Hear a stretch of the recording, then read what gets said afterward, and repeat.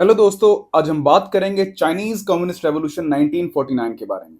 दोस्तों, Chinese communist revolution 1949, इसको red revolution भी कहा जाता है। ये हमारे लिए समझना बेहद जरूरी है क्योंकि इसी रेवोल्यूशन के कंसिक्वेंसेस के अंदर या आफ्टर मैथ के अंदर हमें एक इकोनॉमिक पावर हाउस देखने को मिलता है जिसने यूएस की हेजमनी को चैलेंज किया और इस वक्त उस मुल्क के साथ यानी कि चाइना और यूएसए के दरमियान एक कोल्ड वॉर 2.0 चल रही है। चाइनीज रेवोल्यूशन समझने से पहले हमारे लिए जरूरी है कि हम थोड़ा सा हिस्टोरिकल बैकग्राउंड देखें, कंटेक्स्ट समझें कि व्हाट वर द फैक्टर्स जिनकी वजह से चाइनीज कम्युनिस्ट रेवोल्यूशन हुई। 19th सेंचुरी में दोस्तों चाइना पर हुकूमत थी यिंग डायनेस्टी की और ये आखिरी हम लोग कह लें एम्पायर था चाइना का जिसने रूल किया था। जब इनकी हुकूमत खत्म होने वाली थी यानी कि 19th सेंचुरी के अंदर ही, तब से ही प्रॉब्लम्स जो है वो प्रॉपर तौर पर स्टार्ट हो चुकी थी। उसके बाद ओपियम वॉर हुई थी जिसके अंदर चाइना जो है उन्हें शिकस्त का सामना देखना पड़ा था ब्रिटिश से भी और फ्रांस से भी। उसके बाद कुछ बहुत ही जिसे कहते हैं ना ह्यूमिलेटिंग बेइज्जती वाली जो टर्म्स हैं वो इंप्लाई की गई थी चाइना के ऊपर, और चाइना जो है ये एक किस्म का कॉलोनियल स्लेवरी के अंदर चला गया था। इस पीरियड को बोला जाता है द ह्यूमिलेशन पीरियड। 1900 से लेकर 1907 तक, फिर 1911 तक बेशतर किस्म की अपराइजिंग्स देखी गई जिन्हें वक्फन वफकफन जो थी जो यंग डायनेस्टी थी ये सप्रेस कर रही थी। 1911 में दोस्तों पहली रेवोल्यूशन देखी जाती है चाइना के अंदर जिसे नेशनलिस्ट रेवोल्यूशन भी कहते हैं। इसको लीड कर रहे थे डॉक्टर सन यत्सेन। 10 अक्टूबर 1911 को दोस्तों ये रेवोल्यूशन वुचेंग शहर हुबाई सूबे के अंदर शुरू होती है। इसके बाद दोस्तों पूरा चाइना जो है यहाँ पर रेवोल्यूशन स्टार्ट हो जाती है यंग डायनेस्टी के खिलाफ। अच्छा, ये जो रेवोल्यूशनरीज होते हैं ये हम लोग कह लें इनके पास कोई डायरेक्शन नहीं होती है, कोई प्रॉपर ऑर्गेनाइजेशन के थ्रू काम नहीं कर रहे होते। ये सिंपल आम लोग होते हैं जो कि हम कह लें कि हुकूमत की जितनी भी करप्शन थी, इसकी जितने भी इल डिसीजन थे, इनके खिलाफ रिवोल्ट कर रहे होते हैं। डॉक्टर sun yat-sen को नवंबर 1911 के अंदर ये जो रेवोल्यूशनरीज होते हैं ये कुछ कमेटीज बनाते हैं और उसका हेड बना देते हैं। सब्सिक्वेंटली यिंग डायनेस्टी ये देखते हुए कि जी हुकूमत जो है वो हमारे हाथ से जा रही है, नवंबर 1911 के अंदर युआन शिकाई को प्राइम मिनिस्टर बना देते हैं। लेकिन अगेन अब काफी देर हो चुकी थी कि अगर जिंग डायनेस्टी ने चाइना को एक कॉन्स्टिट्यूशनल मोनार्की बना भी दिया था लेकिन इसने कोई खास फर्क नहीं डाला। जो रेवोल्यूशनरीज थे उन्होंने फोर्स किया कि जो जिंग डायनेस्टी, जो जिंग एम्पायर है, इसको बाकायदा तौर पर खत्म किया जाए और डेमोक्रेटिक एक गवर्नमेंट स्टैब्लिश की जाए। 29 दिसंबर 1911 को डॉक्टर sun yat-sen जो है ये एक किस्म के प्रोविजनल प्रेसिडेंट जो है उसका ओहदा संभाल लेते हैं, यानी कि ये खुद को अनाउंस करते हैं कि जी मैं चाइना का प्रोविजनल प्रेसिडेंट हूं। मार्च 12 1912 को चाइना एक रिपब्लिक बन जाता है। दोस्तों, रिपब्लिक ऑफ चाइना बनने के बाद जब युआन शिकाई प्राइम मिनिस्टर होते हैं तो एक पार्टी होती है कॉमिंटेंग पार्टी, KMT जिसे बोला जाता है। दोस्तों, ये नेशनलिस्ट पार्टी होते हैं जिसके लीडर होते हैं डॉक्टर sun yat-sen, जिन्होंने मैंने आपको बताया था जो प्रोविजनल प्रेसिडेंट बने थे। अब जो हम लोग कह लें लेजिस्लेचर जो होता है उसके अंदर सबसे ज्यादा डोमिनेंसी इस KMT पार्टी की होती है, और देखा जाए technically de facto rule KMT party ही कर रही होती है चाइना को।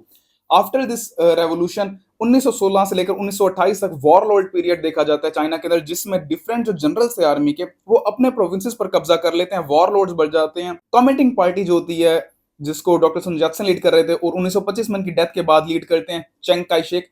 चेंग काई शेक दोस्तों एक जनरल थे, मिलिट्री जनरल थे जिनकी ट्रेनिंग फर्स्ट वर्ल्ड वॉर से पहले की गई थी, और ये ट्रेनिंग जो थी ये हुई थी जापान के अंदर। तो ये बड़े नेशनलिस्ट किस्म के इंसान थे और ये बहुत ज्यादा एंटी कम्युनिस्ट थे। इन्होंने ये चाहा कि जो वॉरलॉर्ड्स हैं हम इनका खात्मा करें, लेकिन इन वॉरलॉर्ड्स से लड़ाई करने के लिए इनको जरूरत थी कम्युनिस्ट पार्टी के लोगों की भी, क्योंकि कमेंटिंग पार्टी के अंदर भी उस वक्त काफी सारे लेफ्टिस्ट भी थे, कम्युनिस्ट भी थे। उसके अलावा चाइनीज कम्युनिस्ट पार्टी भी जो है वो भी प्रॉपर फंक्शन कर रही थी 1921 के बाद। दोस्तों, 1926 के अंदर एक प्रॉपर अलायंस देखा जाता है कमेंटिंग पार्टी और चाइनीज कम्युनिस्ट पार्टी का। ये नेक्सस होता है जो वॉरलॉर्ड्स हैं उनको सीन से निकालने के लिए। दोस्तों, ये जो अलायंस बनता है ये सबसे पहला जो अपना प्रोसीजर है वो कैंटन के शहर से स्टार्ट करता है। उसके बाद 1927 तक हैंको, नैनकिंग और शंघाई के जो इलाके हैं उनको आजाद करा लिया जाता है वॉरलॉर्ड से। 1928 के अंदर बीजिंग को भी आजाद करा लिया जाता है। अच्छा, ये जो हम लोग कह लें कि सक्सेस हम देखते हैं इस अलायंस की, ये मेजरली होती है कम्युनिस्ट पार्टी या कम्युनिस्ट लोगों की वजह से, क्योंकि जो आम पीसेंट थे, जो किसान लोग थे, वो अपने आप को ज्यादा कनेक्टेड महसूस करते हैं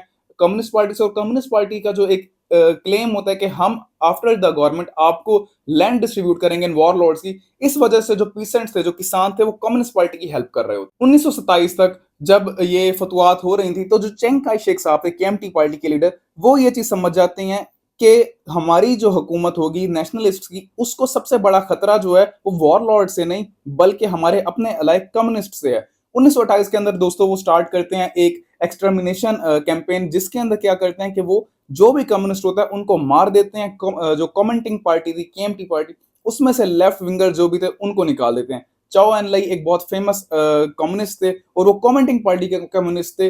जिन्होंने बीजिंग की जो फतह हुई थी या जो उसे वारलॉर्ड से आजाद कराया गया था, उसमें उन्होंने बड़ा किरदार अदा किया था। उनको भी पार्टी से निकाल दिया जाता है। उसके अलावा तकरीबन 2.5 लाख कम्युनिस्ट जो हैं, उनको कत्ल कर दिया जाता है। और माओ ज़ेडोंग जो है अपने कम्युनिस्ट साथियों के साथ 1930 से लेकर 1934 तक ये जो एक्सटर्मिनेशन कैंपेन्स थी, इनसे बचते रहते हैं। तकरीबन 5 इस तरह की कैंपेन्स लॉन्च की गई थी। तो माओ ज़ेडोंग के बारे में अगर थोड़ा सा मैं आपको बताऊं तो माओ ज़ेडोंग जो है एक किसान के बेटे थे। उसके अलावा ये एक मार्क्सिस्ट यूनिवर्सिटी के अंदर एज अ लाइब्रेरी असिस्टेंट रहे थे, जहां पर इन्होंने मार्क्स को बड़े हम कह लें गहराई से पढ़ा था। उसके बाद ये अपने जो इनका आबाई इलाका होता है हुनान का प्रोविंस, वहां वापसी जाते हैं, जहां पर ये एक ट्रेड यूनियन के लीडर बनते हैं, एक पीसेंट लीडर बनते हैं और बड़ी ही जल्दी जो है ये पावर के अंदर आ जाते हैं। 1931 के अंदर माओ ज़ेडोंग को इलेक्ट कर लिया जाता है as the chairman of executive committee communist party of China. दोस्तों माओ ज़ेडोंग की स्ट्रेटेजी ये थी कि हम लोगों ने जो वॉर लॉर्ड्स हैं या लैंड लॉर्ड्स हैं या बिजनेसमैन हैं, इनको अपीज नहीं करना, बल्कि जो हमारी नॉर्मल जनता है, जो नॉर्मल अवाम है,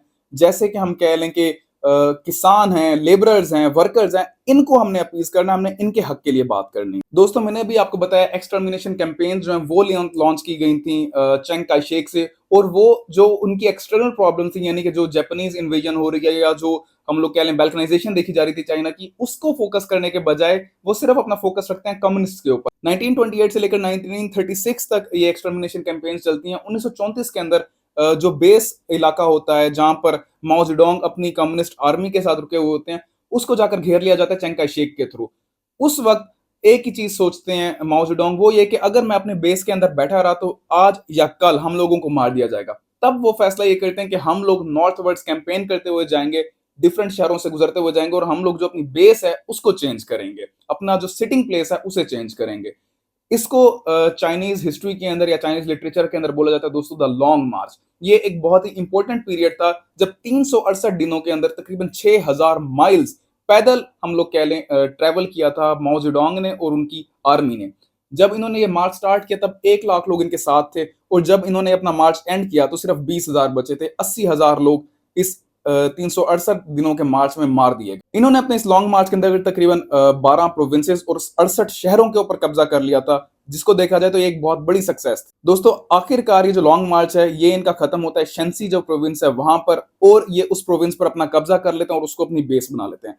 अगले 10 साल दोस्तों जो नॉर्मल आवाम, नॉर्मल जनता है, उन वो देखते हैं उनके दिल में ज्यादा सपोर्ट बढ़ती है कम्युनिस्ट की, और जो नेशनलिस्ट हैं उनकी सपोर्ट डिक्रीज हो जाती है। दोस्तों अब हम जरा समझने की कोशिश करते हैं कि जो कम्युनिस्ट पार्टी है ये क्यों फेमस हो रही थी अवाम में, और जो नेशनलिस्ट पार्टी है इसकी सपोर्ट क्यों कम हो रही थी। सबसे पहले दोस्तों जो किसान हैं ये बहुत ही गरीबी के अंदर थे। उसकी वजह ये थी कि जो पॉलिसीज थी नेशनलिस्ट गवर्नमेंट की, कमेंटिंग पार्टी की, वो बहुत ही इनकम्पिटेंट थी, और उन्हीं की इस तरह की गलत पॉलिसीज की वजह से ड्रॉट्स देखे गए, फैमिन देखे गए और कहत आ गया था चाइना के अंदर। उसके अलावा जो चावल और गंदम की अनाज है, जो फसल है, इसकी बाकायदा तौर पर होल्डिंग की जा रही थी शहरों के अंदर, यानी कि जो बड़े बिजनेसमैन थे वो होल्डिंग करते थे, जमा करते थे, जखीरा अंदोजी करते थे और बाद में ब्लैक मार्केट में बेचते थे। जो नॉर्मल किसान है दोस्तों वो बहुत परेशान थे इन हालात से। चेंग काई शेक हैं ये ज्यादातर रिलाई करते थे लैंडलॉर्ड्स पर, और जो उनके वेल्दी दोस्त थे, इंडस्ट्रियलिस्ट थे, ये ज्यादातर कोशिश करते थे कि उनको अपीज किया जाए। जो टैक्सेस हैं वो बहुत ज्यादा लगाए गए थे आम किसानों पर, वर्कर्स के ऊपर, लेकिन जो इंडस्ट्रियलिस्ट्स हैं, बैंकर्स हैं, उनको टैक्स सब्सिडीज दी गई थी नेशनलिस्ट पार्टी के थ्रू। ये सब इसलिए किया जा रहा था ताकि जो कम्युनिस्ट्स हैं उनको हुकूमत में आने से रोका जाए, उनका कंट्रोल आने से रोका जाए, और जो नेशनलिस्ट हैं उनको सपोर्ट रहे, हम लोग कह लें एलीट। दोस्तों फैक्ट्री कंडीशंस और वर्कर्स की जो कंडीशंस है वो बहुत बुरी थी। जो लॉज अगर बनाए भी गए थे वर्कर्स की बेटरमेंट के लिए, जिस तरह चाइल्ड अब्यूज लॉ था, उनको इंप्लीमेंट नहीं किया जा रहा था। उसके अलावा एक जनरल डिस्क्रिमिनेशन देखी जाती थी, एक क्लास सिस्टम था बाकायदा तौर के ऊपर चाइना में। दोस्तों सबसे बड़ी या अगर हम मोस्ट इंपोर्टेंट बात करें वजह की, कॉज की, कि क्यों कम्युनिस्ट पार्टी जो है उसकी सपोर्ट बढ़ी और जो नेशनलिस्ट पार्टी है इसकी सपोर्ट डिक्रीज हुई, और बाद में यही जाकर वजह आगे बनी चाइनीज रेवोल्यूशन की, वो थी दोस्तों साइनो जापानीज वॉर 1931। ये वॉर तो नहीं थी बल्कि इन्वेजन थी। 1931 के अंदर जापान ने जो मंचूरिया का इलाका है इसको इन्वेड किया, और उसके बाद 1932 के अंदर वो नॉर्थवर्ड्स भी कब्जा करता आया। तो दोस्तों जब 1931 के अंदर जापान ने हमला किया, जो चेंग काई शेक की फोर्सेस हैं वो फौरन रिट्रीट कर गई वेस्टवर्ड्स और साउथवर्ड्स, ताकि वो अपने आप को जापान से बचा सकें। और कम्युनिस्ट पार्टी जो है उन्होंने सबसे पहले यही बात की कि ये कैसे नेशनलिस्ट हैं कि जब हमला इनके ऊपर होता है तो ये सबसे पहले अपने आप को बचाने लगे। एक इधर मैं आपको अगर कहानी के बारे में बताऊं, वी डोंट नो कि वेदर इट इज ट्रू और फॉल्स। कहा जाता है कि 1936 के अंदर कुछ लोग थे मंचूरिया के जो कि किडनैप कर लेते हैं चिंग काई शेक को, अपने ही लीडर को, हालांकि वो कमेंटिंग पार्टी के ही होते हैं, और वो उन्हें फोर्स करते हैं कि आप भी जापान के ऊपर हमला करें और इस जंग को बाकायदा तौर पर लड़ें, जिसको पहले तो चिंग काई शेक इनकार कर देते हैं, लेकिन फिर एक हम लोग कह लें सबका कमेंटिंग पार्टी के लीडर जो कि कम्युनिस्ट होते हैं और अब वो कम्युनिस्ट पार्टी के अंदर होते हैं, चाओ एन लाई, वो उन्हें आकर कहते हैं कि जी आप हमारे साथ कम्युनिस्ट पार्टी के साथ मिलकर ये जंग लड़ें और हम लोग पहले जो जापान वाला मसला है इसको हल करते हैं, उसके बाद में देखेंगे कि चाइना पर किसका कंट्रोल होना है। तो इस तरीके से 1936 के अंदर दोबारा एक अलायंस देखा जाता है कम्युनिस्ट पार्टी ऑफ चाइना का और कमेंटिंग पार्टी का। इसका फायदा सबसे पहले कम्युनिस्ट पार्टी को ये होता है कि जो ये मैंने आपको बताई थी कैंपेन्स लॉन्च की गई थी उनके खिलाफ नेशनलिस्ट के थ्रू, वो रुक जाती हैं, उन्हें कुछ सुकून का सांस मिलता है। और जैसे ही जंग में ये पार्टेक करते हैं तो जो नेशनलिस्ट फोर्सेस थी ये हार जाती हैं जब भी वो जापान से लड़ रही होती हैं, और जो कम्युनिस्ट फौजें थी वो जिन जिन इलाकों के ऊपर जापान से लड़ती थी वो वहां पर जीत रही थी, क्योंकि कम्युनिस्ट पार्टी जो है ये गोरिल्ला वारफेयर के जो टेक्टिक्स हैं उनको अपनाती थी और नेशनलिस्ट पार्टी जो है ये ट्रेडिशनल वारफेयर पर बिलीव करती। 1937 के अंदर दोस्तों कम्युनिस्ट पार्टी ऑफ चाइना के पास सिर्फ 5 बेस एरियाज थे और इनका कंट्रोल तकरीबन 12 मिलियन लोगों पर था। 1945 जब जंग अजीम दोम खत्म हुई, इनके पास 19 बेस एरियाज प्रोविंसेस का कंट्रोल था, उसके अलावा 200 मिलियन पीपल इनकी हम लोग कह लें कि कमांड या गवर्नेंस के अंडर आते थे। दोस्तों वर्ल्ड वार 2 के दरमियान 1939 से लेकर 1945 तक नेशनलिस्ट और कम्युनिस्ट इन दोनों की जो फौजें हैं ये एक यूनाइटेड फ्रंट के नाम से मिलकर मुकाबला करती हैं जापान से, लेकिन इन दोनों के दरमियान एक एग्रीमेंट तो नहीं हम कहेंगे, एक मतलब एक टैसिटली एग्रीमेंट होता है, वो ये कि दोनों जापान से तो मिलकर लड़ेंगे लेकिन जब जापान वापसी चला जाएगा तो उसके बाद दोनों फोर्सेस अलहदा हो जाएंगे और उसके बाद देखा जाएगा इवेंचुअली कौन लीड करता है। यही हुआ दोस्तों 1945 के अंदर, जैसे ही वर्ल्ड वार 2 एंड हुई, सिविल वॉर एक स्टार्ट हो गई चाइना के अंदर, जिसे चाइनीज सेकंड सिविल वॉर कहा जाता है।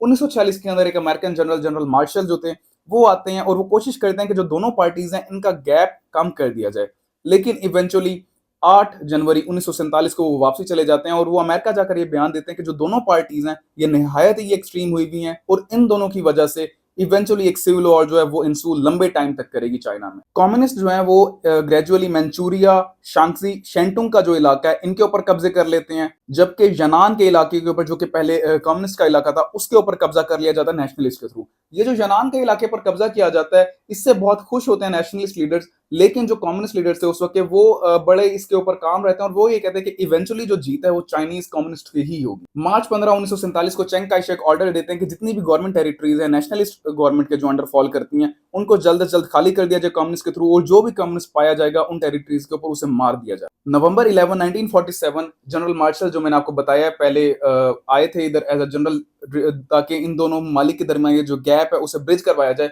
वो अब तक सेक्रेटरी ऑफ स्टेट बन चुके होते हैं।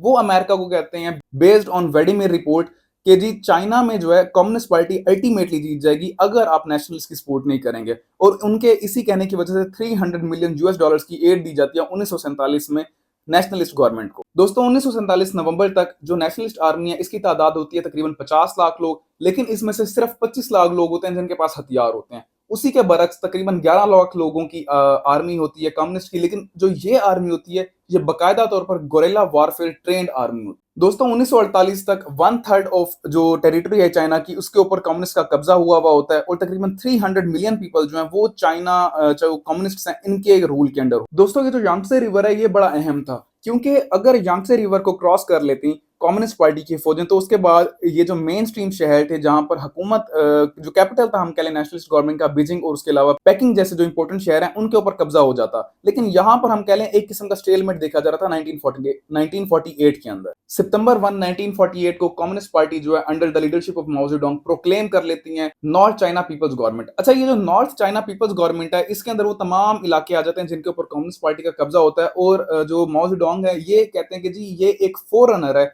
ये एक प्रीडिसेसर है जो अल्टीमेटली हमने पीपल्स रिपब्लिक ऑफ चाइना बनाना है उसका। 1949 जैसे ही शुरू होता है उसी वक्त जो नेशनलिस्ट पार्टी है ये अपील करती है जितने जो उस वक्त की बड़ी नेशन थी जैसे कि फ्रांस, यूके, यूएसएसआर और यूएसए से कि जी आप इंटरवीन करें और ये जो हमारा मसला चल रहा है इसको हल करवाएं।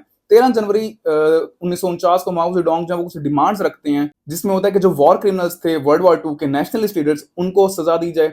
उसके अलावा जो एग्जिस्टिंग फॉर्म ऑफ गवर्नमेंट है नेशनलिस्ट की, उसको खत्म किया जाए और जो नेशनलिस्ट आर्मीज हैं उनको रीऑर्गेनाइज किया जाए और उसमें कम्युनिस्ट को भी ऐड किया जाए और जो ब्यूरोक्रेटिक कैपिटल है बीजिंग उसको कन्फिस्केट कर लिया जाए नेशनलिस्ट लीडर से, जो जमीन है उसकी लैंड रिडिस्ट्रीब्यूशन की जाए पीसेंट्स में और एक डेमोक्रेटिक कॉलिशन में गवर्नमेंट बनाई जाए लेकिन विदाउट नेशनलिस्ट मेंबर। और इसी के 2 दिन बाद तेंजिन का जो इलाका है वो भी, उस पर भी कब्जा कर लेते हैं कम्युनिस्ट पार्टी। अल्टीमेटली जो चिंग काई शेक हैं वो रिजाइन कर लेते हैं as the premier of Kuomintang party और as the premier of China. और जनवरी 21 को ली जोंगरेन जो हैं वो कमेंटिंग पार्टी के भी और चाइना के भी प्रीमियर बन जाते हैं। दोस्तों अप्रैल 1949 के अंदर कुछ पीस टॉक्स देखी जाती हैं दोनों पार्टीज के अंदर, लेकिन इन पीस टॉक्स जब ये फॉर्मली स्टार्ट होती हैं तो शुरू के अंदर इन्होंने सिर्फ हम लोग कह लें 3 शराइत दी होती हैं कम्युनिस्ट पार्टी ने, लेकिन जैसे ये स्टार्ट होते हैं फॉर्मली तो इनकी जो शराइत होती हैं वो 3 से बढ़कर 26 तक चली जाती हैं और ये जो शराइत होती हैं अनएक्सेप्टेबल होती हैं नेशनलिस्ट को, क्योंकि इसके अंदर एक शर्त ये भी होती है कि जो चिंग काई शेक की फैमिली है उनकी पूरी फैमिलीज को सजा दी जाए। उसके अलावा एक और शर्त ये भी थी कि एक इंटरिम गवर्नमेंट बनाई जाए लेकिन उसका में जो चेयरमैन हो वो कम्युनिस्ट पार्टी के हो। नेशनलिस्ट पार्टी ने ये बातें नहीं मानी और 17 अप्रैल 1949 को कम्युनिस्ट पार्टी 3 दिन का अल्टीमेटम देती है कि आप 3 दिन के अंदर ये शराइत माने। 3 दिन बाद जो नेशनलिस्ट पार्टी है वो रिफ्यूज करती है कि हम ये शराइत नहीं मानेंगे और उसी के फौरन बाद एक ऑफेंसिव लॉन्च किया जाता है, एक अटैक किया जाता है कम्युनिस्ट पार्टी ऑफ चाइना के। नैनकिंग के इलाके पर अप्रैल 24 पर कब्जा कर लिया जाता है। बीजिंग जो है उसको खाली कर देते हैं नेशनलिस्ट और वो खुद चोंगकिंग के इलाके पर चले जाते हैं। बीजिंग पर भी कब्जा कर लिया जाता है, यांगत्जे रिवर भी जो है उस पर भी कब्जा कर लिया जाता है कम्युनिस्ट का। और फाइनली दोस्तों 1 अक्टूबर 1949 को पीपल्स रिपब्लिक ऑफ चाइना जो है उसकी बुनियाद रखी जाती है, जिसके अंदर जो हमारा पूरा मॉडर्न डे चाइना है वो होता है।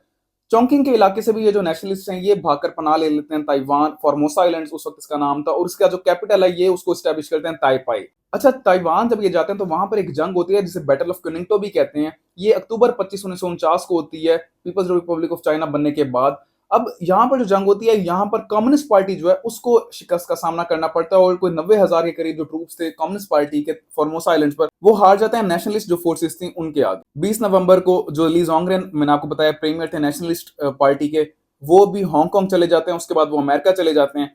30 नवंबर को जो चोंगकिंग का इलाका है उसके ऊपर भी बाकायदा तौर पर कब्जा हो जाता है कम्युनिस्ट पार्टी का। दोस्तों सबसे पहले यूएसएसआर जो है वो इस कम्युनिस्ट चाइना को एक्सेप्ट कर लेता है। पाकिस्तान भी दोस्तों बहुत जल्दी 1949 के अंदर ही एक्सेप्ट कर लेता है कम्युनिस्ट चाइना को। दोस्तों अगर हम इम्पैक्ट की बात करें इस चाइनीज रेवोल्यूशन के बारे में तो वो बहुत ही इंपॉर्टेंट किस्म, 50 लाख सिविलियन कैजुअलिटीज हुई थी इस सिविल वॉर के अंदर।